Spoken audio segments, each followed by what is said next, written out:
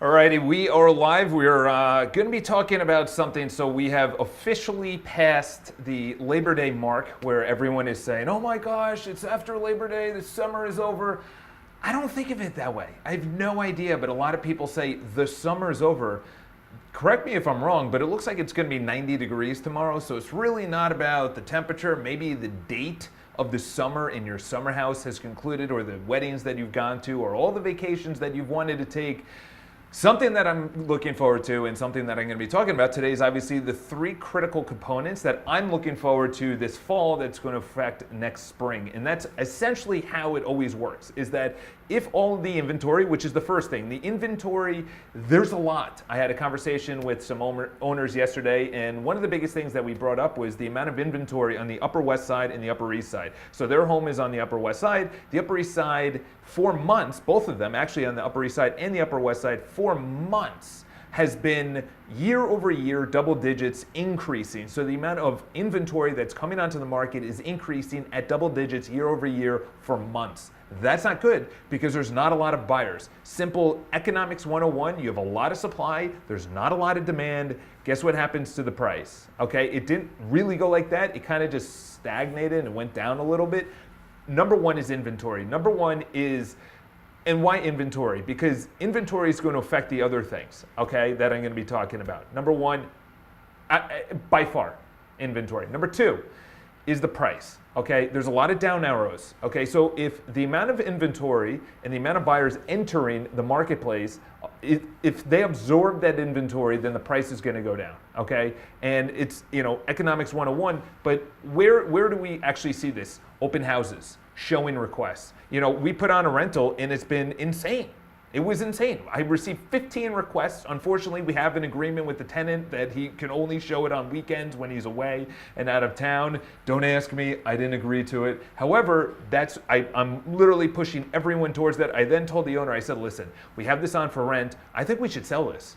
I think we should put it up for sale, just in case someone wants to come through. It might be overpriced, it might not be. We're definitely going to be able to rent it out. But that's the thing, is that the first is, if all this inventory that is coming on the market for Labor Day, post Labor Day, and all the inventory that's already been on does not get absorbed by the buyers that are entering the marketplace, it's going to affect the spring. However, what I'm actually seeing on the rental side, which is the third, is that there's a lot of pent-up demand. There's a lot of people that they have the money, they have the jobs. So it's not like people are staying in New York City and they're not buying. It's just they weren't even in New York City to buy, okay? So there's also a lot of cautious buyers. I think post-Labor Day, the third thing is one of the biggest characteristics that nobody talks about, which is rentals. Okay, if you have a lot of rentals, that means that a landlord will go to that renter and say, hey, listen, this year we're going to increase it 4%. And the tenant goes, well, listen, I actually don't want to pay another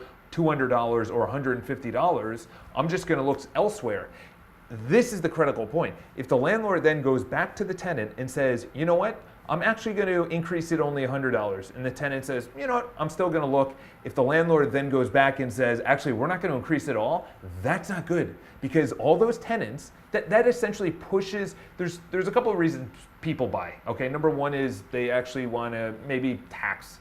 Obviously that's all up in the air. Talk to your tax consultant. However, taxes. You're just throwing money outside the door. You're not building equity. You're not actually improving the property that you live in because it's a rental. But one of the biggest things that people actually end up buying is because where they're living and how much they would actually pay to own a place is roughly the same. Okay, it's more expensive to own per month than it is to rent. But the problem is you're not actually building any equity and blah, blah, blah. I love home ownership. I think real estate is the best asset.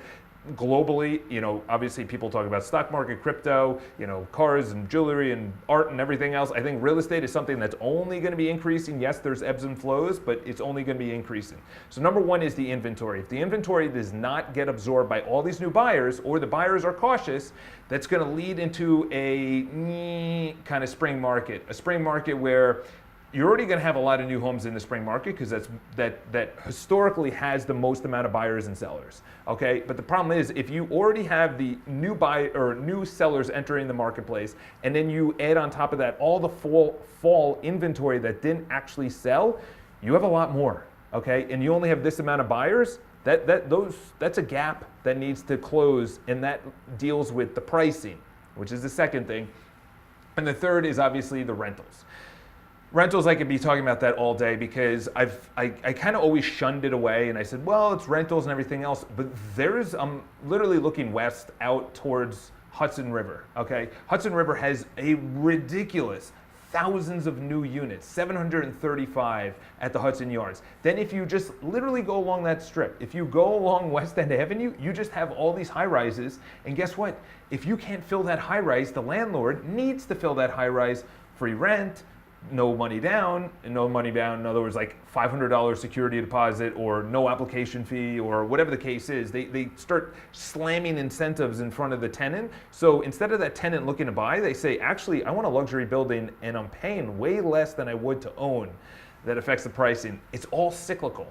When you see this and you're at 35,000 feet looking down at the real estate market, it all makes sense. It all makes sense. And literally one of the reasons that I always just push someone to work with a professional that knows what's going on, they have a pulse on the market, because if they can't intelligently talk to an owner or a buyer, this one buyer came to me, they already saw it, but they want to be represented. I have a pulse of the market, so when I talk to that listing agent, I'm going to be able to bring up stats and statistics that the buyer may not have even thought of. Well, I heard it was a buyer's market. Oh yeah? Tell me why.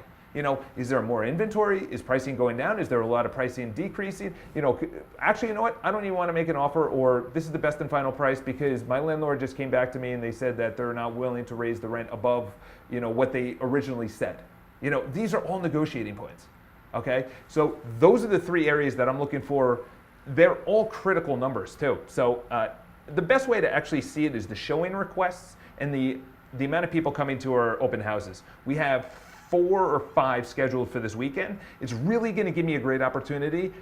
What's going on? Where are the buyers? Where are the renters? What are they thinking? What's their mentality? Because coming into this is the last thing I'll leave you with, is that one of the last showings before we took one of the homes off the market because it wasn't selling, I said, listen, it's stupid to just rack up the days on the market. Let's just take it off. Let's put it on day after Labor Day, which we ended up doing yesterday. We featured it on Street Easy and everything else. But one of the biggest things that I noticed was that people actually came to the showings and came to the open houses, and the buyers ended up saying, actually, it's kind of a buyer's market, or actually, I'm just not going to look, or I'm actually not going to move forward.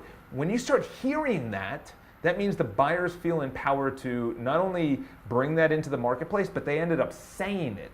That's big. That's very big, because a lot of people don't verbalize it.